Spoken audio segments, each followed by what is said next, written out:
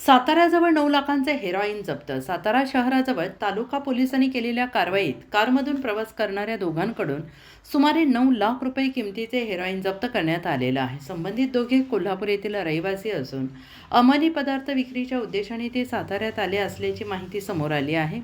या प्रकरणी दोघांना पोलिसांनी ताब्यात घेतलेलं असून रात्री उशिरापर्यंत कारवाई सुरू होती.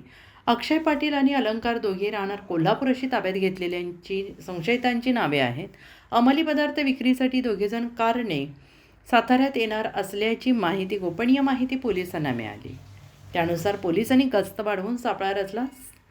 सोनगाव परिसरात पांढऱ्या रंगाची संशयास्पद कार आढळताच पोलिसांनी ती थांबवण्याचा प्रयत्न केला, मात्र पोलिसांना पाहता संशयितांनी पळ काढण्याचा प्रयत्न केला.